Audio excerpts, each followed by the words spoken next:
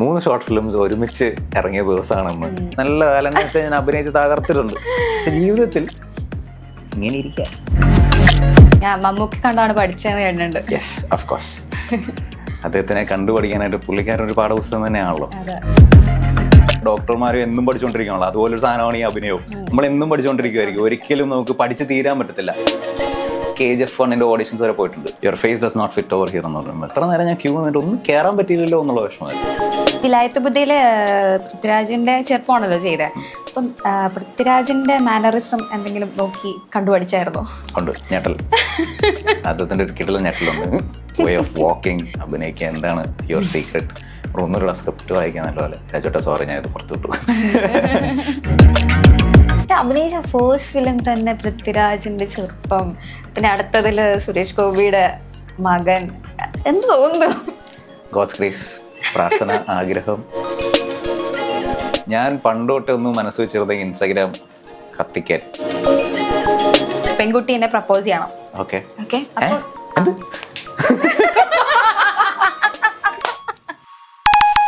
Hi everyone, this is beyond the bio. Beyond the ബയോയിൽ ഇന്ന് എൻ്റെ കൂടെ ഉള്ളത് കൃഷ്ണ വിജയാണ്. Krishna, welcome to my show. Hi, thank you. ആദ്യം തന്നെ happy valentine's day. Thank you so much. So valentine's day ആയിട്ട് ഇപ്പോൾ കൃഷ്ണയുടെ എന്താ സ്പെഷ്യാലിറ്റി, അല്ല സ്പെഷ്യലായിട്ട് ഇവിടെ എന്താ പറയാനുള്ളത്? നമ്മുടെ 3 short films. Yes, Valentine's day ആയിട്ട് അതാണ് എനിക്ക് സ്പെഷ്യലായിട്ട് പറയാനുള്ളത്, വേറൊന്നുമില്ല.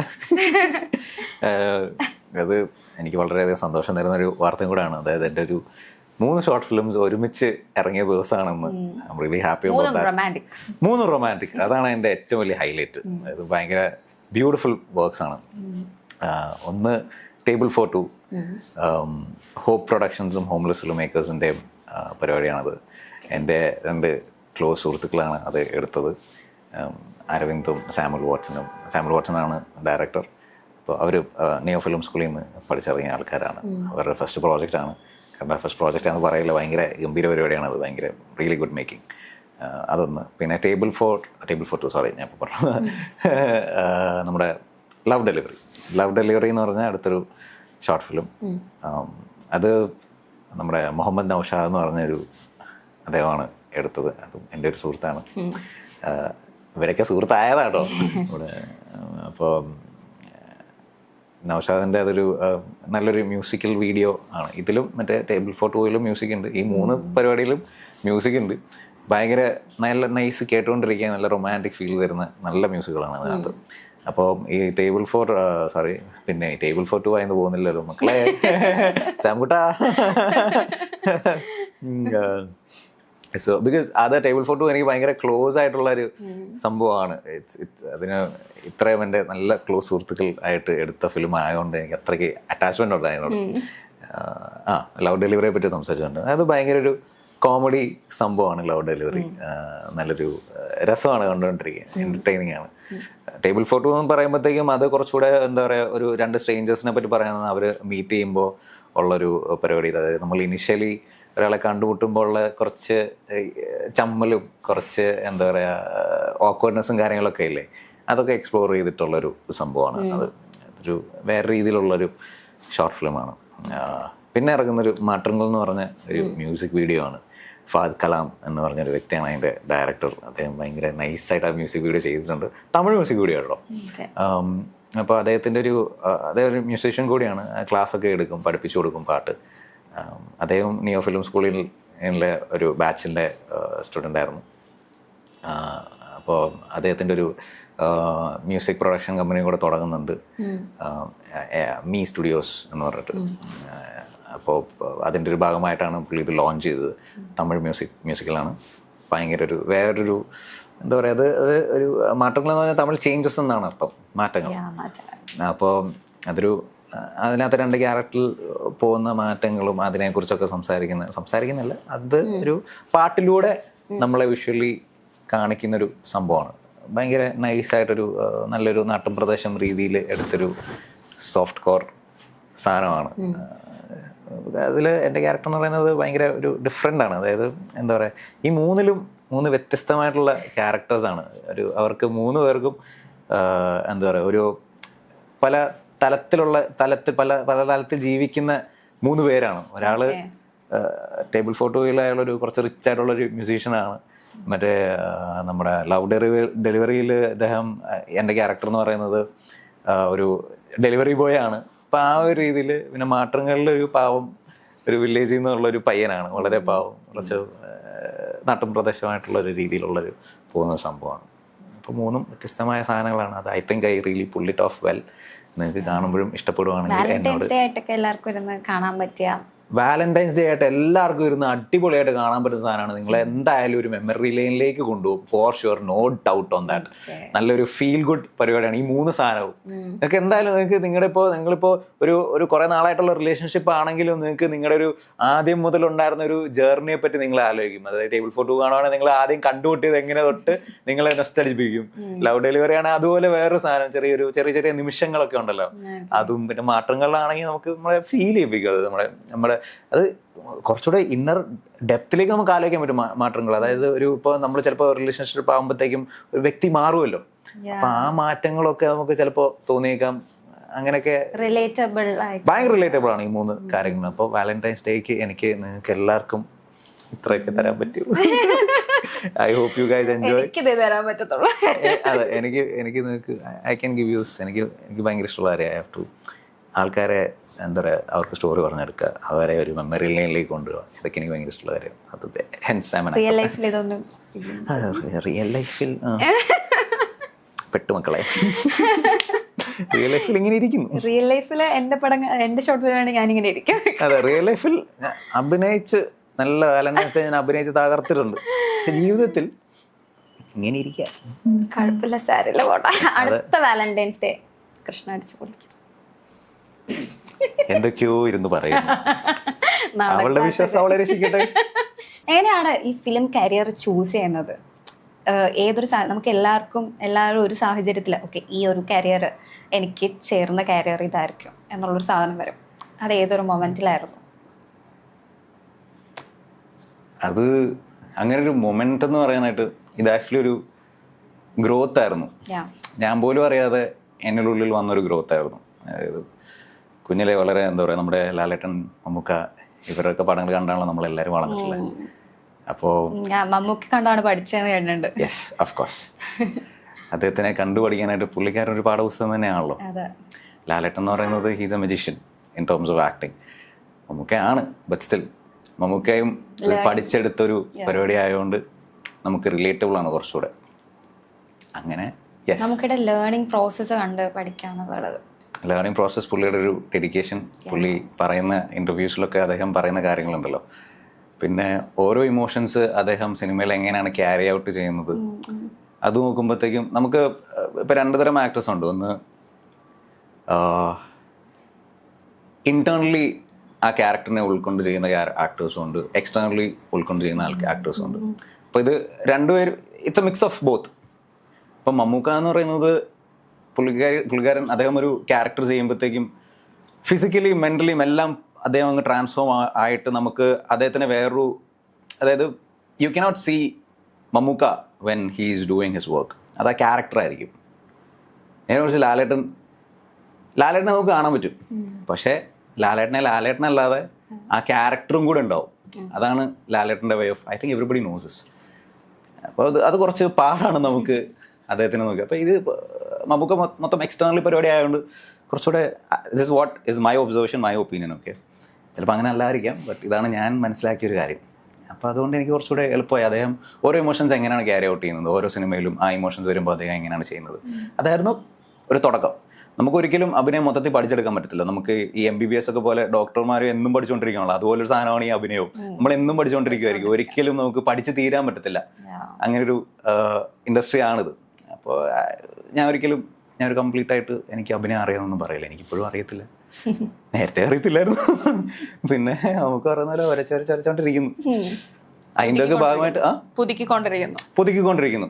ഇപ്പൊ എനിക്ക് തന്നെ ഒരു ഗ്രോത്ത് മനസ്സിലാക്കാൻ പറ്റുന്നുണ്ട്. നമ്മളിപ്പോ കോമ്പറ്റീഷൻ എന്ന് പറയുമ്പോഴത്തേക്കും നമുക്ക് മറ്റുള്ളവരായിട്ടുള്ളല്ലോ ഒരിക്കലും കോമ്പറ്റീഷൻ വെക്കുന്നത്, നമ്മളുമായിട്ട് തന്നെയല്ലേ. ആ ഒരു സാധനം എനിക്കിപ്പോൾ കാണാൻ പറ്റുന്നുണ്ട്. ഞാൻ ആദ്യം ചെയ്തൊരു പരിപാടി എന്ന് വെച്ചാൽ, അതായത് ഒരു 5-6 കൊല്ലം മുമ്പാണ് ആക്ച്വലി ഇത് ഫുൾ ഇതിലേക്ക് ഇറങ്ങാമെന്ന് വിചാരിച്ച് വന്നതും. ആ ഒരു ടൈമിൽ ഞാൻ ചെയ്ത സംഭവങ്ങളും ഇപ്പോൾ നോക്കുമ്പോഴും ഭയങ്കര വ്യത്യാസമുണ്ട്. Still I can make it better എന്നുള്ള രീതിയിലാണ്. പരിപാടി. അപ്പോൾ സോറി ഞാൻ പറഞ്ഞ പരിപാടിക്കോ പോയി. അപ്പോൾ സീരിയസ് ആയിട്ട് ഞാൻ എടുത്തു തുടങ്ങിയത് നമ്മുടെ +2 പരീക്ഷ ഞാൻ ആക്ച്വലി ഏറെക്കുറെ പാസ്സാവില്ലെന്ന് വിചാരിച്ചു. ആ ഒരു സമയമൊക്കെ ആയപ്പോഴാണ് ഞാൻ വിചാരിച്ചു ഓക്കെ നമുക്ക് നോക്കാം അഭിനയം ഇതൊരു സീരിയസ് ആയിട്ട് എടുത്താലോ. എന്തായാലും എനിക്ക് പഠിച്ച് വലിയ ആളായി, അതായത് എനിക്കൊരു അങ്ങനെ തോന്നിയിട്ടില്ല. എന്ത് ചെയ്യണമെന്നൊന്നും എനിക്ക് അറിയത്തില്ല. ഞാൻ എപ്പോഴും പഠിക്കാൻ എന്തെങ്കിലും ചൂസ് ചെയ്യുമ്പോഴത്തേക്ക് ഈസി ആയിട്ടുള്ളതായിരുന്നു ചെയ്തോണ്ടിരുന്നത്. സബ്ജക്ട് എടുക്കാനാണെങ്കിലും അല്ലെങ്കിൽ ഒരു കോഴ്സ് ചൂസ് ചെയ്യാൻ അപ്പൊ മനസ്സിലാവുമല്ലോ ഏതാണ് ഈസി അത് ചൂസ് ചെയ്യാം. അപ്പോ ഏതായിരുന്നു +1 +1 ഞാൻ ബയോമാത്സ് ആണ് എടുത്തത്. അതെന്താന്ന് വെച്ച് കഴിഞ്ഞാൽ അതെന്റെ അമ്മ പറഞ്ഞു ബയോമാത്സ് എടുത്തു കഴിഞ്ഞാൽ പിന്നെ നിനക്ക് എന്തും ചെയ്യാലോ. പിന്നെ സയൻസ് എനിക്ക് പൊതുവെ ഇഷ്ടമാണ്. മാത്സ് കുറച്ച് ബുദ്ധിമുട്ടാണെങ്കിലും സയൻസ് എനിക്ക് ഇഷ്ടമാണ്. അത് പിന്നെ ഓക്കെ വൈനോട്ട് അങ്ങനെ എടുത്തു. എല്ലാം ജസ്റ്റ് പാസ്സായിരുന്നു. പക്ഷേ പാസ്സായി അത് മതി, എനിക്കത് മതി. അപ്പോൾ എനിക്ക് എന്താ പറയുക അഭിനയിക്കണമെന്നാണ്, അതായിരുന്നു ഒരു സാധനം ഉള്ളത്. എന്തെങ്കിലും ചെയ്യണമെന്നുണ്ടെങ്കിൽ അത് അഭിനയമാണ്. അതല്ലാതെ എനിക്ക് മനസ്സിലൊന്നും വന്നിട്ടില്ല ഇതുവരെ. പണ്ടൊക്കെ കുഞ്ഞില് പറഞ്ഞിട്ടുണ്ട് അത് എഞ്ചിനീയർ ആവണം അങ്ങനെ ഇങ്ങനെയൊക്കെ. എന്റെ കസിൻസ് ഒക്കെ പറയുന്നിട്ട് എയറോനോട്ടിക്കൽ എഞ്ചിനീയർ ആവണം എന്നൊക്കെ ഞാനും പറഞ്ഞു. ഇല്ല അവൻ പറഞ്ഞു. പക്ഷേ ആക്ച്വലി എന്നിട്ട് ഞാനും കൂടെ പറഞ്ഞു ഓക്കെ എനിക്ക് എയറോനോട്ടിക്കൽ എഞ്ചിനീയർ ആവണം. പക്ഷെ എനിക്ക് അതിന്റെ ABC എന്താ എയറോനോട്ടിക്കൽ എന്ന് പറഞ്ഞാൽ എന്താന്ന് പോലും എനിക്ക് അറിയത്തില്ല. പക്ഷെ ഞാൻ വലിയ സ്റ്റാൻഡേർഡ് എയറോനോട്ടിക്കൽ അങ്ങനെയൊക്കെ ആയിരുന്നു. അപ്പോൾ പിന്നെ +2 ആയപ്പോഴാണ് ഓക്കെ ഇതൊരു പ്രൊഫഷനായിട്ട് എടുക്കാമെന്ന് തീരുമാനിച്ചതും വീട്ടിൽ പോയി പറഞ്ഞതും അമ്മ അച്ഛനും തെറി വിളിച്ചതും എല്ലാവരും ഓക്കെ നീ ആദ്യം പഠിച്ചു അല്ല ഐ മീൻ അമ്മ നീ എന്തുകൊണ്ട് ചെയ്തോ, പക്ഷെ ആദ്യം പഠിച്ച് ഡിഗ്രി ഒക്കെ എടുത്തു കഴിഞ്ഞിട്ട് നിനക്ക് നിന്റെ വഴി പോകാന്ന് പറഞ്ഞു. എന്നിട്ട് എല്ലാവരും പറയുന്നതാണ് അത് ഒരു സേഫ് സോൺ ആണല്ലോ, അവർ നമ്മുടെ സേഫ്റ്റിയിൽ അത് നോക്കുള്ളൂ. അപ്പോൾ ദാറ്റ് ഇസ് അണ്ടർസ്റ്റാൻഡബിൾ. അത് കഴിഞ്ഞിട്ട് സേഫ്റ്റി നോക്കി ഞാൻ ഡിഗ്രി കഴിഞ്ഞ ഉടനെ ഞാൻ പറഞ്ഞു ഡിഗ്രി എടുത്തതും അതിന്റെ കൂട്ടത്തിൽ തന്നെ ഞാൻ ഇതിലേക്ക് എങ്ങനെ കയറാണ്, ഇതിലേക്ക് എങ്ങനെ എൻ്റർ ചെയ്യാം, ഇതിലേക്ക് ആരൊക്കെ കാണണം, അങ്ങനത്തെ കാര്യങ്ങളൊക്കെ ഞാൻ സൈഡിൽ കൂടെ ചെയ്യുമായിരുന്നു. ഞാൻ ഹോട്ടൽ മാനേജ്മെന്റ് ചെയ്തത് താജ് ഹോട്ടൽസിലാണ് വർക്ക് ചെയ്തത്. അപ്പോൾ അവിടെ വർക്ക് ചെയ്ത് പഠിച്ച ഒരു പരിപാടിയാണ്. അപ്പോൾ അവിടെ സെലിബ്രിറ്റീസും കാര്യങ്ങളും ഫോട്ടോഗ്രാഫ്സും ഒക്കെ വരും. അപ്പോൾ ഇവരോടൊക്കെ ഞാൻ ചോദിക്കും എങ്ങനെയാണ് ഇതിൽ എൻ്റർ ചെയ്യുക, എന്താണ് പരിപാടി. എന്നിട്ട് ഞാൻ KGF 1 ഓഡിഷൻസ് വരെ പോയിട്ടുണ്ട്. 1 or 2 ആണെന്ന് തോന്നുന്നു. 2 ഓഡിഷൻ ഞാൻ പോയിട്ടുണ്ട്. അവർ അതുപോലെ തന്നെ റിജക്ട് ചെയ്തു. വേറെ ആരും കയറ്റി പോലും പറ്റില്ല. പോയി ഞാൻ മറ്റേ അമുൽ ബേബി ആയിരുന്ന സമയത്ത് ഫുൾ ഹോട്ടലായിരുന്നു, ഫുൾ ക്ലീൻ ഷേഫ് ആ ടൈപ്പ് ആയിരുന്നു. അപ്പോൾ ഞാൻ രാവിലെ ഒരു 6 മണിക്കൊക്കെ പോയി ഒരു 3-4 മണിക്കൂർ ക്യൂ നിന്ന് കറക്റ്റ് ഗേറ്റ് എത്തിയപ്പോഴത്തേക്കും മറ്റേ മറ്റേ വലിയൊരു മനുഷ്യനും അവിടെ ഉണ്ടായിരുന്നു, ഒരു ബോഡി ഗാർഡ്. അദ്ദേഹം എന്നെ ഇങ്ങനെ നോക്കിയിട്ട് പറഞ്ഞു സോറി ഞാൻ ഒന്ന് കണ്ടാൽ മതി, ഇല്ല എനിക്ക് പറ്റിയ സാധനം ഒന്നുമില്ല, വി വോണ്ട് റഗഡ് ലുക്ക്. ഓ അത് നമുക്ക് പെയിന്റ് ഒക്കെ അടിച്ച് നമുക്ക് എന്തെങ്കിലും സെറ്റ് ചെയ്യാം, താടി വീണിയൊക്കെ വളർത്താം, വിഗ് വെക്കാലോ. എന്നെ കൊണ്ട് പറ്റുന്ന പരമാവധി ഞാൻ ശ്രമിച്ചു നോക്കി കയറാനായിട്ട്. ഒന്ന് കണ്ടാൽ മതി, ജസ്റ്റ് ഒന്ന് കണ്ടിട്ട് ഞാൻ പോയിക്കോളാം, നിങ്ങൾ തന്നില്ലെങ്കിലും കുഴപ്പമില്ല. സോറിഡാ എന്ന് പറഞ്ഞു your face does not fit over here എന്ന് പറഞ്ഞു. ഓക്കെ പക്ഷെ അന്ന് എനിക്ക് ഇതിൻ്റെ അങ്ങനെ ക്യാരക്ടർ പരിപാടിയൊന്നും ഞാൻ നോക്കണമെന്നൊന്നും ഇല്ല. അപ്പോൾ ഞാൻ കുറച്ച് ഓക്കെ ഫൈൻ വാട്ട് എവർ കുറച്ച് വിഷമമായി. പിന്നെ തിരിച്ച് വീട്ടിൽ പോയി. കാരണം അത്ര നേരം ഞാൻ ക്യൂ നിന്നിട്ട് ഒന്നും കയറാൻ പറ്റിയില്ലല്ലോ എന്നുള്ള വിഷമമായിരുന്നു, പാഠപുസ്തകമായിരുന്നു. പിന്നെ അത് കഴിഞ്ഞിട്ട് പിന്നെ വീട്ടിൽ വന്ന് ഞാൻ പറഞ്ഞു കോവിഡ് സമയത്ത് തിരിച്ച് നാട്ടിൽ വരേണ്ടി വന്നല്ലേ. അപ്പോൾ ഞാൻ പറഞ്ഞു എനിക്ക് അഭിനയിക്കാൻ പോകണമെന്ന് പറഞ്ഞു. അപ്പോൾ ഫുള്ള് റിജക്ഷൻ ആയിരുന്നു. ഞാൻ അമ്മേനോട് ചോദിച്ചു എനിക്ക് അഭിനയിക്കാൻ അറിയാമോ എന്നൊക്കെ എന്നോട് ചോദിച്ചു. ഞാൻ പറഞ്ഞു അങ്ങനെ ചോദിച്ചാൽ കാരണം ഞാൻ എൻ്റെ ജീവിതത്തിൽ ഒന്നും ചെയ്തിട്ടില്ല, അഭിനയത്തിൻ്റെ ഒന്നും ഒരു സ്റ്റേജിൽ പോലും പോയി ഞാൻ ഒന്നും ചെയ്തിട്ടില്ല. അപ്പോൾ പുള്ളിക്കാരി അപ്പോൾ എനിക്ക് വാശിയായി. ഞാൻ പിന്നെ മമ്മൂക്കയുടെ ഏതൊരു പടം പേര് ഞാൻ പറഞ്ഞു, അദ്ദേഹം മറ്റേ ഈ ജയിലിൽ പോകുന്നൊരു സിനിമ ഉണ്ടല്ലോ, കുറേ വർഷം മുമ്പ് എടുത്തൊരു പടമാണ്. അദ്ദേഹം ഒരു ചെയ്യാത്ത കുറ്റത്തിന് ജയിലിൽ ശിക്ഷിക്കപ്പെടുന്നൊരു ക്യാരക്ടർ. അതിൻ്റെ ഒരു നെടുനീളം ഡയലോഗ് ഉണ്ട്. എനിക്ക് ഡയലോഗ് അതെ കറക്റ്റ്. ഏത് പടത്തിന്റെ പേര് അപ്പോൾ ആ പടം അത് ആ ഒരു നെടുനീളം ഡയലോഗ് ഞാൻ എടുത്ത് കുത്തിയിരുന്ന് കാണാപ്പടം പഠിച്ച് ഞാൻ പോയി കിച്ചണിൽ ചെന്നിട്ട് കരഞ്ഞ് വിളിച്ച് കൂവി അങ്ങ് അഭിനയിച്ചു. അമ്മ അയ്യോ വേണ്ട നീ അഭിനയിച്ചു പക്ഷെ എൻ്റെ മുമ്പിൽ ഇതൊന്നും വേണ്ട, എനിക്കിതൊന്നും കണ്ടില്ല എന്ന് പുള്ളിക്കാരി പറഞ്ഞു. ഞാൻ അത് ഇമോഷണലായിട്ട് കരഞ്ഞ് വിളിച്ച് കൂവി പറഞ്ഞത്. പുള്ളിക്കാരിക്ക് ഇതൊന്നും താങ്ങാൻ വയ്യെന്ന് പറഞ്ഞു. പുള്ളിക്കാരിക്ക് അല്ലല്ലോ ഈ സെൻറ്റി പടങ്ങളൊന്നും ഇഷ്ടമല്ല. അപ്പോൾ ഞാൻ പറഞ്ഞു എനിക്ക് അഭിനയിച്ചാൽ അറിയാമെന്ന് കാണിക്കണമല്ലോ. അപ്പോൾ അമ്മയോട് ഞാൻ പറഞ്ഞു ഹയർ എഡ്യൂക്കേഷൻ എനിക്ക് അഭിനയം പഠിക്കാൻ പോകണം. അപ്പോൾ നീ പറഞ്ഞു അച്ഛനോട് സംസാരിക്കാൻ പറഞ്ഞു. അച്ഛനടുത്ത് സംസാരിക്കും. അച്ഛൻ എന്നെ തെറി വിളിച്ചു വിട്ടു. അഭിനയിക്കാനൊന്നും ഞാൻ പൈസ മുടക്കത്തില്ല എന്ന് പുള്ളിക്കാരി തെറി വിളിച്ചില്ല, എന്നാലും ഇങ്ങനെ ഈ ഒരു ടോണിൽ പറഞ്ഞു അഭിനയിക്കാനൊന്നും ഞാൻ പൈസ മുടക്കില്ല. ഓക്കെ ശരി ആയിക്കോട്ടെ, ഇവരുടെ പൊട്ടുകൂടി നടക്കുന്ന പരിപാടിയല്ല. എന്നിട്ട് ദെൻ MBA പഠിക്കാൻ പോയി. ഒരു കാരണമായി. അപ്പോൾ പറഞ്ഞു പണിയെടുക്കാൻ പോയി കഴിഞ്ഞാൽ പണിയെടുക്കാൻ പറഞ്ഞു അച്ഛൻ. പണിയെടുക്കാൻ പോയി കഴിഞ്ഞാൽ അഭിനയിക്കാൻ പറ്റൂല എന്ന് എനിക്കും അറിയായിരുന്നു, പണ്ടേ അറിയായിരുന്നു. കാരണം ഈ വർക്കിൻ്റെ കൂട്ടത്തിൽ ലീവൊന്നും തരത്തില്ല. അപ്പോൾ ഞാൻ നേരെ MBA എടുക്കാന്നുള്ള രീതിയിൽ. പിന്നെ അന്ന് എനിക്ക് മറ്റേ റിലേഷൻഷിപ്പും അന്നുമില്ല ഇന്നുമില്ല, അല്ല അന്ന് റിലേഷൻഷിപ്പ് അന്ന് റിലേഷൻഷിപ്പ് ഒന്നും ഇല്ലാത്തതുകൊണ്ട് മറ്റേ എനിക്ക് ഉറപ്പായിരുന്നു, അതായത് ഇതുവരെ ഉണ്ടായില്ല. ഉണ്ടായിരുന്നു. അതൊക്കെ നമുക്ക് ഇത് പറയാം. എന്നിട്ട് അപ്പോൾ ഞാൻ വിചാരിച്ചു ഓക്കെ, ഉറപ്പിച്ചു ഒരു അറേഞ്ച് മാരേജ് ആയിരിക്കും എന്ന് എനിക്ക് ഉറപ്പായിരുന്നു. അപ്പോൾ അതുകൊണ്ട് ഈ MBA ഒക്കെ പ്രൊഫൈൽ കണ്ടു കഴിഞ്ഞാൽ ഓക്കെ അതൊരു വെയിറ്റ് ആണല്ലോ മാട്രിമോണിയിൽ ഇതൊക്കെ.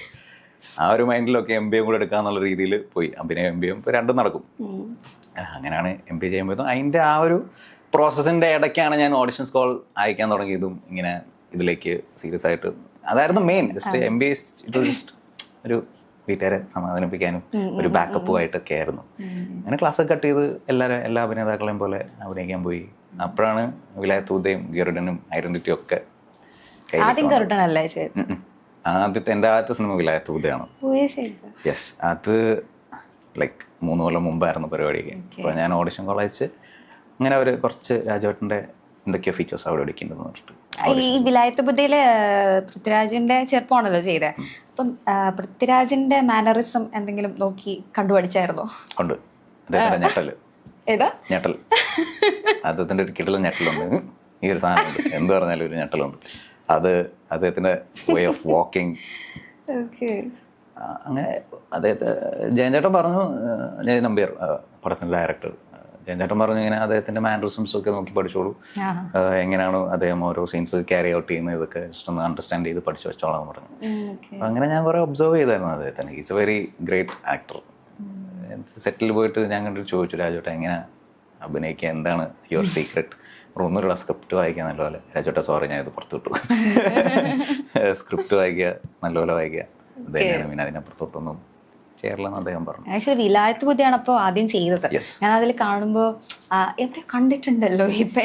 അപ്പൊ ഗരുഡനിൽ ആക്ച്വലി ഇതായി ക്യൂട്ട് പയ്യൻ എന്നൊക്കെ എല്ലാവരും എൻ്റെ അടുത്ത് വന്ന് ചോദിക്കുമായിരുന്നു. ശരിക്കും സീരിയസ്ലി ഒന്ന് പൊങ്ങി. എങ്ങനെയായിരുന്നു? ആരെങ്കിലും അങ്ങനെ ഒന്ന് ചോദിക്കാം, ആരാ ക്യൂട്ട്? ഗരുഡനിൽ എങ്ങനെയായിരുന്നു? ഓഡീഷൻ ത്രൂ ആയിരുന്നു? ഓഡിഷൻ പ്രോസസ് തന്നെ. ഞാൻ ചെയ്ത പടങ്ങളെല്ലാം ഓഡിഷനാണ്. ഐഡന്റിറ്റി അത് ഓഡിഷൻ ഉണ്ടായിരുന്നു. പക്ഷെ ഞാൻ അങ്ങോട്ട് പോകാതെ അത് ഇങ്ങോട്ടൊന്ന് ഞാൻ ഓഡിഷൻ ചെയ്ത് കിട്ടിയൊരു സാധനമാണ് ഐഡന്റിറ്റി. ഗരുഡനിൽ നമ്മുടെ ഇവർ ഈ ഓപ്പൺ ഓഡിഷൻ വെച്ചായിരുന്നു.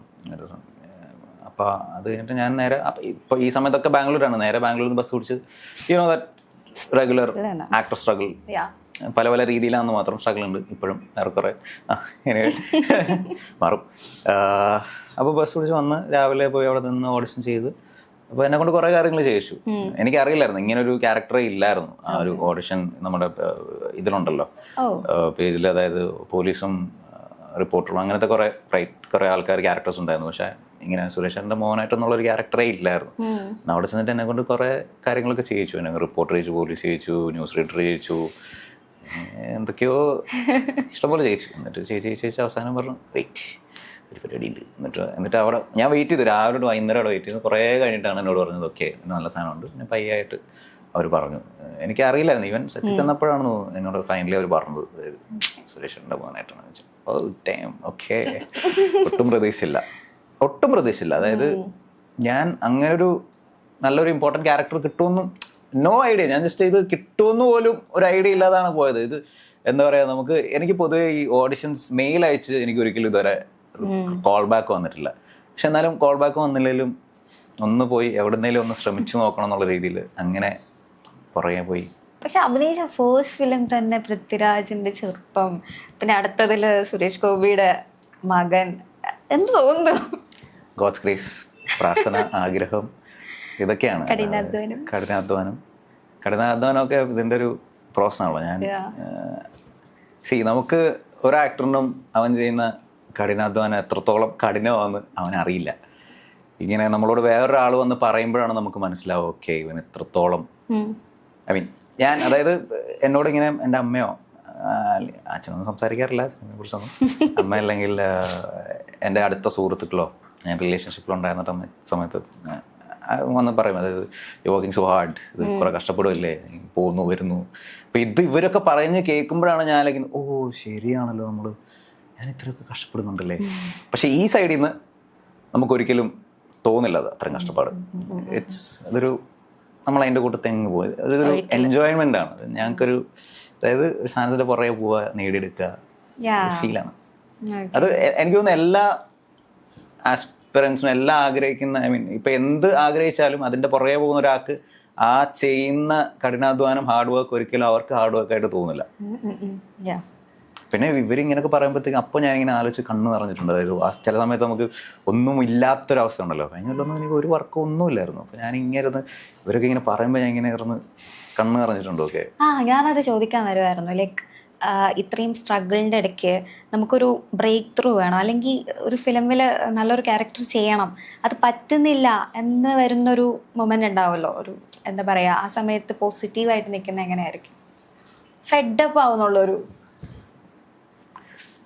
ടെപ്പാവുന്നുള്ളൊരു മൊമെന്റിൽ അത് നമ്മൾ ഇത്ര എത്തി, ഇനി എങ്ങനെയാന്ന് ജസ്റ്റ് ഒരു ചിലപ്പോൾ ഒരു ഈ റീലൊക്കെ കണ്ടിട്ടില്ലേ, ഒരു കല്ലൂടെ തട്ടി താഴെയിട്ടാൽ ചിലപ്പോൾ മറ്റേ കോടികളായിരിക്കും അപ്പുറത്ത്, അല്ലെങ്കിൽ മറ്റേ ഗോൾഡ് മൈനും അങ്ങനത്തെ കാര്യങ്ങളൊക്കെ ഇല്ലേ. അപ്പം അങ്ങനെയൊക്കെ ആലോചിക്കുമ്പോഴത്തേക്കും ഒന്നുകൂടെ ഒന്ന് ജസ്റ്റ് ഒരു വൺ ലാസ്റ്റ് ടൈം ഒരിക്കലും തീരില്ല. എനിക്ക് തോന്നുന്നു ഈ one last time as an actor ഒരിക്കലും തീരില്ല. ഈവൻ അവാർഡ്സ് കിട്ടിയാലും എത്ര ഇതായാലും ഒരു സിനിമയുടെ, ഞാൻ പേഴ്സണലി ഒരു സിനിമയുടെ എന്നുള്ള രീതിയിലാണ്, അല്ലെങ്കിൽ ഒരു ഇപ്പോൾ ഇവനൊരു ചെറിയ ഷോർട്ടാണെങ്കിലും പോയി ചെയ്യുക, നമുക്ക് അത്ര ഉള്ളത്. ചില സമയത്ത് ഞാൻ പലപ്പോഴും ഇങ്ങനെ ആലോചിച്ചിട്ടുണ്ട്, ഇതെല്ലാം നിർത്തിയാലോ. കുറച്ചാൾ മുമ്പ് വരെ കഴിഞ്ഞാലും എനിക്ക് ഒരു പരിപാടി വന്നിട്ടില്ല. അപ്പോൾ ഞാനിങ്ങനെ ആലോചിച്ചിട്ടുണ്ട്, മൊത്തത്തിൽ ഒന്ന് നിർത്തിയാലോ, ഒന്നും നടക്കുന്നില്ലല്ലോ. പക്ഷെ എന്നാലും ഒന്നുകൂടെ ഒന്ന് ശ്രമിച്ചു നോക്കാം, ചിലപ്പോൾ വർക്കായാലോ. ആ ഒരു ഇതാണ് നമ്മളെ ഇട്ട് ഓടിക്കുന്നത്. ലാസ്റ്റ് ടൈം ഇപ്പോൾ ഇതിനിടയ്ക്ക് കുറച്ച് എന്താ പറയുക കോണ്ടന്റ് ചെയ്യുന്നുണ്ട്. ഇൻസ്റ്റയിലായാലും യൂട്യൂബിലായാലും ഇങ്ങനെ കുറേ കോണ്ടന്റ്സ് കാണുന്നുണ്ട്, റീൽസ് കാണുന്നുണ്ട്. സോ ഒരു കോണ്ടന്റ് ക്രിയേറ്ററോടെ ആണല്ലേ വേണ്ടി വന്നതാ ഞാനത് ചോദിക്കാൻ വന്നത്. ഈ കോണ്ടന്റ് ക്രിയേഷൻ ചെയ്യുമ്പോൾ എപ്പോഴെങ്കിലും ചോദിച്ചിട്ടുണ്ടോ, ഞാൻ ഇതിലെങ്ങാനും ഒതുങ്ങിപ്പോന്നുള്ളൊരു സാധനം വന്നിട്ടുണ്ടോ? ഒരിക്കലും ഇല്ല. ഞാൻ പണ്ട് തൊട്ടേ ഒന്ന് മനസ്സ് വെച്ചിരുന്നെങ്കിൽ ഇൻസ്റ്റാഗ്രാം ടിക്കായിരുന്നു, ഒരു ഇൻഫ്ലുവൻസർ ആവായിരുന്നു. പക്ഷെ എനിക്ക് അത് പറ്റത്തില്ല. എന്ന സെൻസ് ഞാനത് എനിക്കങ്ങോട്ട് ഇപ്പം പെട്ടെന്ന് എന്നോട് എൻ്റെ ഒരു കൂട്ടുകാരൻ പറഞ്ഞു, എടാ നീ അഭിനയിക്കാൻ പറഞ്ഞാൽ എനിക്ക് അഭിനയിക്കാൻ പറ്റില്ല. നമുക്ക് ആ ഒരു ഫുൾ സെറ്റപ്പും ആൾക്കാരും ഇങ്ങനെയൊക്കെ വന്ന് ഒരുമിച്ച് കൊണ്ടതിൽ നമുക്കൊരു രസമാണ്. അല്ലെങ്കിൽ ഒരു എല്ലാവർക്കും ഒരു മനുഷ്യനെ അഭിനയിക്കുന്നതിന് മുമ്പ് ഒരു ആങ്സൈറ്റി ഉണ്ടാവുമല്ലോ. അപ്പോൾ ഇതൊക്കെ കൺട്രോൾ ചെയ്താണ് ഒരു മനുഷ്യനെ അഭിനയിക്കുന്നത്. അപ്പോൾ ഈ സെറ്റപ്പും ആൾക്കാരൊക്കെ വരുമ്പോഴത്തേക്ക് നമുക്ക് കുറച്ചുകൂടെ ഒരു okay this is our time, this our place എന്നൊരു സാധനം വരും. അല്ലാതെ പെട്ടെന്ന് ഇവിടെ അഭിനയിക്കാൻ പറയുമ്പോഴത്തേക്കും വരില്ല. പിന്നെ ഈ റീൽസ് എന്ന് പറയുന്നത് അതിപ്പോൾ തുടങ്ങിയതാണ്. ഞാൻ കുറച്ച് നാളെ ആയുള്ളൂ റീൽസ് ഒക്കെ ഇടാൻ തുടങ്ങിയിട്ട്. കാരണം നേരത്തെ തൊട്ട് ഞാൻ ഒരു പ്രൊഫഷണൽ അക്കൗണ്ട് എന്നുള്ള രീതിയിലായിരുന്നു ഇത് കണക്കാക്കിക്കൊണ്ടിരുന്നത്. ഇൻസ്റ്റാഗ്രാം ജസ്റ്റ് ഒരാൾ ഞാനെപ്പോഴും എൻ്റെ ഇത് ആലോചിച്ചിട്ടില്ല. എനിക്കെന്ത് വേണം, എനിക്കെന്താണ് വേണ്ടതെന്നൊന്നും ഞാൻ ആലോചിച്ചിട്ടില്ല. ഞാനെപ്പോഴും ആലോചിച്ചുകൊണ്ടിരുന്ന കാര്യം okay some director is saying this profile, what would he think. ഇപ്പോൾ അദ്ദേഹത്തിന് നോക്കാനായിട്ട് എളുപ്പമായിരിക്കുമല്ലോ. ഇപ്പോൾ rather than putting a lot of things on Instagram, of lot of post. ഇപ്പോൾ മിനിമലായിട്ട് ഓക്കെ നോക്കുമ്പോഴത്തേക്കും കിരണമില്ലാത്തത് ഐഡന്റിറ്റി, ഓക്കെ അടുത്തത് ഇനിയൻ എന്തെങ്കിലും സാധനങ്ങൾ, ഓക്കെ ലാലേട്ടനോടുള്ള ഫോട്ടോ. ഇനി ലാലേട്ടനോട് ഫോട്ടോ ഇടുമ്പോഴത്തേക്കും ഇതെന്തിനായിരിക്കും ലാലേട്ടനോട് ഫോട്ടോ എടുത്തത് എന്നവരാലോചിക്കില്ലേ. അങ്ങനെ പൊതുവെ എനിക്ക് ഇൻസ്റ്റാഗ്രാം സോഷ്യൽ മീഡിയയിലോട്ട് എനിക്ക് പോസ്റ്റ് ചെയ്യാനൊക്കെ ഭയങ്കര മടിയുള്ള ആളാണ്. ഒട്ടും ഞാനിങ്ങനെ ആൾക്കാരോട് പറയാം, എനിക്ക് the time I get to hand it over to somebody else, ഈ മൊത്തം സോഷ്യൽ മീഡിയ ഞാൻ എടുത്തങ്ങ് കൊടുക്കും. I don't want to live inside that. അത് എൻ്റെ ഒരു വേൾഡ് അല്ല. എൻ്റെ വേൾഡ് എന്ന് പറയുന്നത് ഇതാണ് എൻ്റെ world, like real life, talking to people. അതാണ് എൻ്റെ പരിപാടി. അപ്പോൾ ഇതിപ്പോൾ വേറെ വഴിയില്ലാത്തതുകൊണ്ട് ഇപ്പോൾ സിനിമയിലെല്ലാം ഇൻഫ്ലുവൻസേഴ്സാണ് വരുന്നത്. ഞാനും എനിക്കൊന്നും എന്നെ പോലെ റിലേറ്റബിൾ ആയിട്ട് കുറേ ആൾക്കാരുണ്ടാവും. ഈ ഓടി ഇൻഫ്ലുവൻസേഴ്സ് ഒന്നും അല്ലാത്ത ആൾക്കാരിങ്ങനെ അഭിനയിക്കാനായിട്ട് ഓടി നടക്കുന്നു. പക്ഷേ ഒരു ചാൻസ് കിട്ടാതാകുമ്പോഴത്തേക്കും നേരെ മറിച്ച് ഇൻഫ്ലുവൻസേഴ്സിന് ദേ ഗെറ്റിംഗ് ഓപ്പർച്യൂണിറ്റീസ്. അത് അവരുടെ കഴിവ്. They proved it through social media. We fail to do that. ഞങ്ങളുടെ ഒരു മിസ്റ്റേക്കാണ്. Maybe it's just our individuality, അങ്ങനെ വേണമെങ്കിൽ പറയാം. സോ അപ്പോഴാണ് ഓക്കെ ഫൈൻ, ലെറ്റ്സ് ഇതൊന്ന് ട്രൈ ചെയ്യണം. കാരണം ഇനിയിപ്പോൾ ഞാൻ പറഞ്ഞില്ല അറ്റ് വൺ പോയിന്റ് ഇത് എല്ലാം ഒന്ന് ഉപേക്ഷിച്ചാലോ എന്ന് ആലോചിച്ചപ്പോഴത്തേക്കും നത്തിങ് ടു ലൂസ്. ഇനിയിപ്പോൾ എന്തിട്ടില്ലേ അങ്ങനെ ഒരു മൈൻഡ് ആയപ്പോഴാണ് ചവറ് പോലെ വരുന്നതൊക്കെ ഇടാൻ തുടങ്ങി. ഞാൻ ഇടയ്ക്ക് കാണാറുണ്ട് ഒരു വീഡിയോ, എനിക്ക് ഭയങ്കര ഇഷ്ടമായി. മറ്റേ കൂട്ടുകാരനെ കാണാനായിട്ട് വരുന്ന ഗേ അലിഗേഷൻ. അതെനിക്ക് അല്ലാണ്ട് തന്നെ റീല് വന്നിട്ടുണ്ട്. അല്ലേ? Yeah. അതൊരു ഫൺ പരിപാടിയായിരുന്നു. ഞാൻ ആക്ച്വലി ഇത് എനിക്ക് ഒറ്റയ്ക്ക് ചെയ്യാൻ ശ്രദ്ധിച്ചു കഴിഞ്ഞാൽ എനിക്ക് ഒറ്റയ്ക്ക് ചെയ്യാൻ ഇഷ്ടമല്ല. അതായത് ഒറ്റയ്ക്ക് ഫോൺ പിടിച്ചിട്ട് മറ്റേ ഇൻഫ്ലുവൻസർ പരിപാടി ചെയ്യാൻ ഭയങ്കര ബുദ്ധിമുട്ടാണ്. ഞാനത് എന്തെങ്കിലും വീഡിയോ ഇട്ടിട്ടുണ്ടെങ്കിൽ അതിൻ്റെ പുറകിലൊരു 1-2 ദിവസത്തെ പണിയുണ്ട്. അപ്പോൾ എനിക്കൊരു ടീം എപ്പോഴും ആൾക്കാരുടെ കൂട്ടത്തിൽ വർക്ക് ചെയ്യാനാണ് ഇഷ്ടം.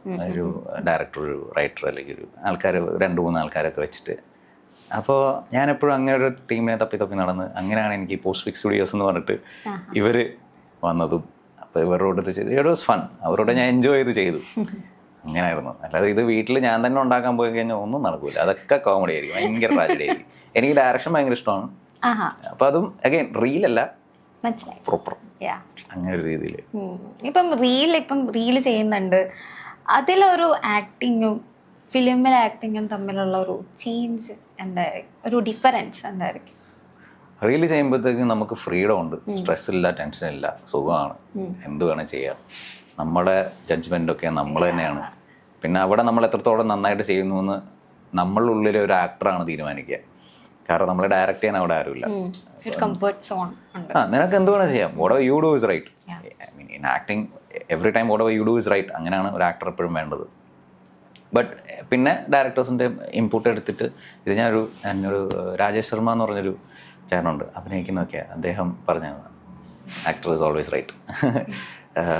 അപ്പോൾ ഈ റീലെടുക്കാൻ പോകുമ്പോഴത്തേക്കും നമുക്ക് നമ്മുടേതായ ഫ്രീഡം ഉണ്ട്. നമുക്ക് ടൈമിന് പ്രശ്നമില്ല, ബഡ്ജറ്റൊന്നും ഇല്ലല്ലോ, ആരും നമ്മുടെ മേത്ത് നിൽക്കുന്നില്ലല്ലോ, പെട്ടെന്ന് തീർക്കണം, റീടേക്ക് എത്ര വേണേലും പോവാം.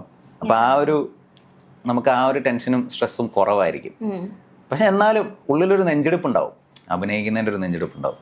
അപ്പോൾ അവിടെ ഈ റീലിൽ ഏറ്റവും അടിപൊളിയായിട്ട് അഭിനയിക്കുന്ന ആൾക്കാരെ you should respect dum. Because അവിടെ അവരെ നിയന്ത്രിക്കാൻ ആരുമില്ല. പക്ഷെ അവിടെ അവരിടുന്ന എഫേർട്ട്, അവരുടെ ഉള്ളിലെ നടൻ ഇടുന്ന എഫേർട്ടാണ്. ദേ വോണ്ട് മേക്ക് ഇറ്റ് ഗുഡ്. അവർക്ക് മാത്രമാണ് ഇത് നന്നാക്കേണ്ടത്, വേറെ ആർക്കും ഇല്ല. അപ്പോൾ അങ്ങനെ ഒരു സാധനമാണ് അത്. ഫിലിമിൽ പോയി കഴിയുമ്പോഴത്തേക്കും ഭയങ്കര ലൈറ്റ് പോകുന്നു എന്നുള്ള പ്രശ്നവും, ക്യാമറ ടീം കറക്റ്റായിട്ട് മൂവ്മെൻറ്റ്, അവിടെ കുറേ കാര്യങ്ങളുണ്ടല്ലോ. ഡയറക്ടേഴ്സിൻ്റെ ഒരു വിഷൻ ഉണ്ട്, അതിനനുസരിച്ച് ചെയ്യണം. പിന്നെ DOPക്ക് ലൈറ്റ് ആയിരിക്കും പ്രശ്നം, നാച്ചുറൽ ലൈറ്റ് വരുന്നത് അതൊരു പ്രശ്നമായിരിക്കും. അത് പോകുന്നതിന് മുമ്പ് നമ്മൾ അഭിനയിച്ച് തീർക്കണം. ഒരുപാട് പേരുടെ പ്രഷറുണ്ട്. പ്രഷർ മീൻസ് പ്രഷർ അതായത് നമ്മൾ ഇവരൊക്കെ ഈ സെറ്റപ്പ് ചെയ്ത് വെച്ചേക്കുന്നത് നമുക്ക് വേണ്ടിയിട്ടാണ്. സോ നമ്മൾ എല്ലാവരുടെയും ഇൻപുട്ട് അനുസരിച്ച് ഡയറക്ടറിന് വേണ്ടിയിട്ടുള്ളത് പെർഫോം ചെയ്യുക ഉള്ളതാണ്. അവിടെ നമ്മളെക്കാളും നമ്മൾ സാറ്റിസ്ഫൈ ചെയ്യേണ്ടത് ആ ക്യാരക്ടറിനും ആ ഡയറക്ടറിനും ആ ഫിലിമിൻ്റെ ഹോൾ പ്രോസസ്സാണ്. നമുക്ക് പോയിട്ട് ചെയ്യാം, നമുക്ക് ഇൻപുട്സ് കൊടുക്കാം. ബട്ട് അത് എല്ലാവരുടെയും ഇൻപുട്സ് അറിഞ്ഞിട്ട് വേണം നമുക്ക് നമ്മുടേതായ രീതിയിൽ കൊടുക്കാനായിട്ട്. അല്ലാതെ നമുക്ക് ഇഷ്ടമുള്ള പോലെ ഓൾവേസ് അങ്ങനെ ചെയ്യാൻ പറ്റില്ല. അതാണ് എനിക്ക് തോന്നുന്നത്. പ്രഷർ ഡിഫറൻസ് ആണ്, അത്രേ ഉള്ളൂ. നമുക്കൊരു ഗെയിം കളിച്ചാലോ? Okay, yes, let's go. ചീത്ത പറയരുത്. ഞാനൊരു സിറ്റുവേഷൻ തരും. വാലന്റൈൻസ് ഡേ ആയതുകൊണ്ട് ക്ലീഷേ സിറ്റുവേഷൻ ആണ്. ഓക്കെ, അപ്പം ഞാനൊരു സിറ്റുവേഷൻ തരും, അത് ചെയ്യണം. അതിൻ്റെ ഇടയ്ക്ക് കുറച്ച് ഒബ്സ്റ്റക്കിൾസ് ഒക്കെ ഉണ്ട്. ലൈക്ക് ഞാൻ ഇതിൻ്റെ ഇടയ്ക്ക് ഒരു സിറ്റുവേഷൻ മാറ്റും, അതിനനുസരിച്ചിട്ട് നീ മാറ്റണം. ഒരു പെൺകുട്ടി എന്നെ പ്രപ്പോസ് ചെയ്യണം. ഓക്കെ, അപ്പൊ ഇത്രയ്ക്ക് പേടിക്കാൻ സിനിമയെക്കാളും വലിയ ചോദിച്ചു കഴിഞ്ഞാണല്ലോ ഈ പെൺകുട്ടികളെ അപ്രോച്ച് ചെയ്യണം. ജസ്റ്റ് പ്രപ്പോസ് ചെയ്യണം. ഇതിന്റെ ചിലപ്പോൾ ഒരു 30 സെക്കൻഡ് ഒക്കെ ആകുമ്പോഴത്തേക്ക് ഞാൻ വേറെ സിറ്റുവേഷൻ ഇങ്ങനെ ഇട്ട് തരും. അപ്പൊ അതിനനുസരിച്ചിട്ട് മാറ്റിക്കൊണ്ടിരിക്കണം സംസാരം. ഞാനല്ലല്ലോ ഇതിന് കണ്ടിന്യൂ. പ്രപ്പോസ് ചെയ്യാനുള്ള മെന്റാലിറ്റിയിലല്ലോ ഞാനിപ്പോ. ഇന്ന് വാലന്റൈൻസ് ഡേ അല്ലേ, മെന്റാലിറ്റി കൊണ്ടുവരണം. ഒരു ക്ലീശേ സാധനം പറയട്ടെ, സിനിമയാണ് എന്റെ valentine. Cut cut cut. Okay, എങ്ങനെ പ്രപ്പോസ് ചെയ്യാ? നമ്മൾ ഐ ലവ് യു എന്ന് പറഞ്ഞാണോ പ്രപ്പോസ് ചെയ്യാ? അല്ലേ, എന്തെങ്കിലുമൊക്കെ പറയട്ടെ, എനിക്കറിയില്ല കേട്ടോ. Okay, hi Shreya, I don't know how to. Malayalam ആണല്ലോ. Okay, sorry. എനിക്കിത് എങ്ങനെ പറയണമെന്നൊന്നും അറിയത്തില്ല. നമ്മൾ കുറച്ചാളായി കാണുന്നു. സ്റ്റാമറിങ് വരണോ? ഇനി സ്റ്റാമർ ആണോ? ഓക്കെ, അഭിനയിപ്പിക്കുകയാണോ? സിറ്റുവേഷൻ മാറ്റുന്നത്. ഞാൻ സിറ്റുവേഷൻ ഇങ്ങനെ മാറ്റിക്കൊണ്ടിരിക്കും. ഓ അതാണല്ലോ, അങ്ങനെയുള്ള സിറ്റുവേഷൻ. ഓ ഇതാണല്ലോ കളി. ഓക്കെ. സ്റ്റാമറിങ്, മറ്റേ നമ്മൾ പറയുമ്പോഴത്തേക്കും വോയിസ് ഇടർന്ന വിക്ക് വിക്ക് വിക്ക്. ഓക്കെ. അയ്യോ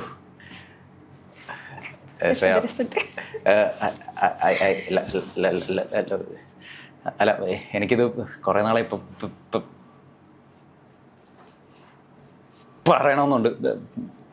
അല്ലല്ല, തെറിയൊന്നുമല്ല. അല്ല, പെട്ടെന്ന് ഓർക്കാണ് നീ ഒരു സീക്രട്ട് ഏജന്റ് ആണോ? സ്റ്റാമറിംഗ് ഉള്ള സീക്രട്ട് ഏജന്റ്.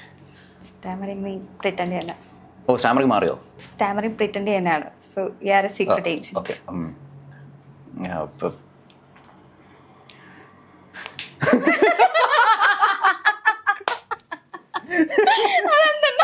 പെട്ടെന്നൊരു അറ്റാക്ക് വന്നത് എനിക്ക് തോന്നി, അതുകൊണ്ട് തോക്കെടുക്കേണ്ടി വന്നു. ഞാൻ അവളെ പ്രൊട്ടക്ട് ചെയ്യുന്നത്. Okay,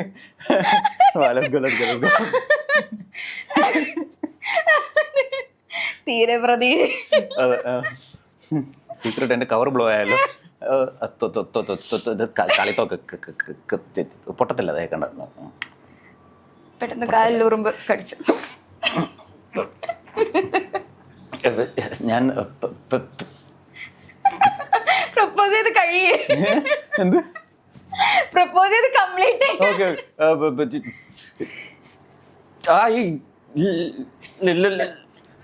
love you Shreya. Last Shahrukh Khan ആയല്ലോ. എന്റെ ദൈവം, ഞാൻ എന്തൊക്കെയാ കാട്ടിക്കൊണ്ടിരിക്കുക. അയ്യോ കൊള്ളാം. ഞാൻ ഈ ഗെയിം ഒന്നും പ്രതീക്ഷിച്ചില്ല. വേറൊരു ഗെയിം കൊടുത്തരാം. വേറൊരു ഗെയിം കൊടുത്തരാം. കയ്യിലൊരു ഫോൺ ഉണ്ട് എന്ന് കരുതാ. ഓക്കെ. പൃഥ്വിരാജ് വിളിക്കാണ്. പക്ഷെ പൃഥ്വിരാജ് എന്താണ് പൃഥ്വിരാജ് എന്താണ് പറയണത് നമുക്കറിയില്ല. പക്ഷെ അത് കൃഷ്ണ സംസാരിക്കുന്നതിലൂടെ മനസ്സിലാക്കണം. അതിനിടയ്ക്ക് ഞാൻ വേറൊരാൾ വിളിക്കുന്നത് പറയും. അപ്പോൾ അത് സുരേഷ് ഗോപിയാണ്. അപ്പൊ ആളടുത്ത് സംസാരിക്കുമ്പോൾ ചേഞ്ച് വരുന്നത് നമുക്ക് മനസ്സിലാവണം. ഓക്കെ. സ്റ്റാർട്ട് ചെയ്യാം. എനിക്ക് രണ്ടുപേരും പേടിയുള്ള ആൾക്കാരാണ്. രണ്ടുപേരുടെ പേടിയേ വരുള്ളൂ, വേറൊന്നും വരുമെന്ന് എനിക്ക് തോന്നില്ല. ശരിയാണല്ലോ. അതെ, രണ്ടുപേരും അല്ലെങ്കിൽ പൃഥ്വിരാജാണോ സുരേഷ് ഗോപി ആണോ എന്ന് നീ പറയണ്ട. നീ അത് സംസാരത്തിൽ നമുക്ക് മനസ്സിലാക്കി തരണം ആരോടാണ് സംസാരിക്കുന്നത്. ഓക്കെ, ഞാൻ ഇതിന്റെ ഇടയ്ക്ക് അടുത്ത ആൾ വിളിക്കുന്നെന്ന് പറയാം. അപ്പൊ ചേഞ്ച് ചെയ്താൽ മതി. ഇപ്പൊ ഞാൻ ഓൾറെഡി കോളാണോ? ഓക്കെ. പേരും പറയാൻ പാടില്ലല്ലേ? നോ. ഹലോ, പടം കണ്ടോ? ഞാനും കണ്ടായിരുന്നു. കൊള്ളാട്ടോ, അടിപൊളിയായിട്ട് ചെയ്തിട്ടുണ്ട്. പിന്നെ എനിക്ക് ഭയങ്കര ഇഷ്ടപ്പെട്ടു. എൻ്റെ റോൾ എങ്ങനെ ഉണ്ടായിരുന്നു? ആണോ? ഓ താങ്ക് യു. അല്ല, എനിക്ക് ഈ എങ്ങനെയാണ് ഇവിടെ നിൽക്കേണ്ടതെന്നൊന്ന് പഠിപ്പിച്ചു തരുമോ? അല്ല, നമുക്ക് മറ്റേ ഇവിടെ വരാൻ എളുപ്പമാണ്, പിന്നെ നിലയ്ക്കാണല്ലോ ഭയങ്കര പാട്. അപ്പം ഞാൻ വന്നു, എനിക്കിനി നിലനിൽക്കണം, ഇവിടെ നിന്ന് ഇറങ്ങി പോകണ്ട. എങ്ങനെയെങ്കിലും ഒന്ന് എന്തെങ്കിലും ഒരു വഴി പറഞ്ഞു തരുമോ? എന്താ ഞാൻ ചെയ്യേണ്ടത്? ഓഹോ, അത്രയും പാടുള്ള കാര്യമാണോ? കുഴപ്പമില്ല, നമുക്ക് കഷ്ടപ്പെടാം. അടുത്ത ആളെ വിളിക്കാണോ? ഒറ്റ മിനിറ്റ്. ഓക്കെ. സോറി, ഞാനേ തിരിച്ചു വിളിക്കാവേ. സോറി കേട്ടോ.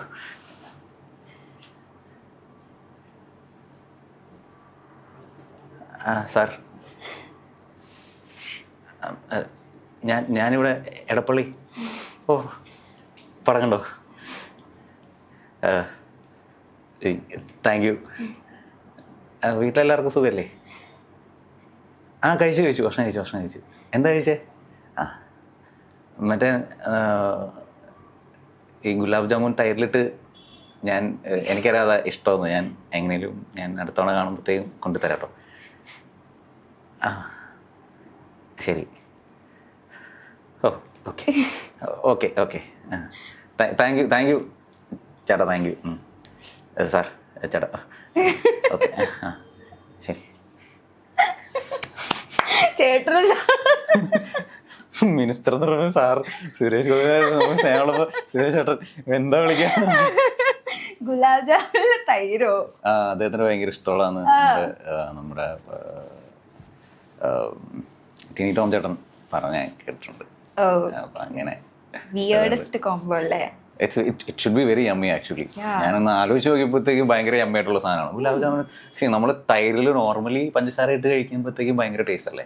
അപ്പൊ നമ്മുടെ ഗുലാബ് ജാമുനിൽ പഞ്ചസാരയും ഷുഗറും ആണല്ലോ. അതിൽ കൃഷ്ണയ്ക്ക് ഇഷ്ടമുള്ള ഒരു വിയേർഡസ്റ്റ് കോംബോ എന്തായിരിക്കും? Good question. ഞാൻ അങ്ങനെ വലിയ ഫുഡ് ഒന്നും എനിക്ക് അങ്ങനെ വിയേർഡ് കോമ്പിനേഷൻ ഒന്നുമില്ല. ഞാൻ മറ്റേ കുറച്ച് പഴഞ്ചന ആൾക്കാർ. എനിക്ക് ചമ്മന്തി ദോശയിലോട് ചമ്മന്തി സാമ്പാർ തന്നെ വേണം. അങ്ങനത്തെ കുറച്ച് പഴഞ്ചൻ പരിപാടിക്ക് താല്പര്യമുള്ള ആളാണ്. അല്ലാതെ വിയേർഡ് കോമ്പിനേഷൻ ഒന്നും ഇല്ല കേട്ടോ എനിക്ക്. സ്റ്റാൻഡേർഡ് സാധനങ്ങൾ. പണ്ട് മറ്റേ ചായയില് മിച്ചറിട അങ്ങനത്തെ പരിപാടി ഒന്നുമില്ല. ദോശയുടെ ബൂസ്റ്റ് കഴിക്കുക. No chance. No way. എന്നെ കൊണ്ടും പറ്റത്തില്ല, നടക്കൂല. എന്റെ ഒരു ഫ്രണ്ടിന്റെ ചേച്ചിയുണ്ട്, ചായയും ഒരു കപ്പില് മീൻകറിയും കൊണ്ടുവരും. ഓഫ്, എങ്ങനെ കഴിക്കണേന്ന് എനിക്ക് എപ്പോഴും. പഴംപൊരിയും ബീഫ് എന്ന് പറയുമ്പോഴത്തേക്കും തന്നെ ഞാൻ ബീഫ് പൊതുവെ കഴിക്കാറില്ല. പിന്നെ പഴംപൊരിയും ബീഫ് എന്ന് പറയുമ്പോഴത്തേക്കും തന്നെ പഴംപൊരിയും ബീഫോ എങ്ങനെ വർക്കാവും? നല്ല രസമാണ് കഴിക്കാൻ. Everybody says it's nice, maybe. Yeah.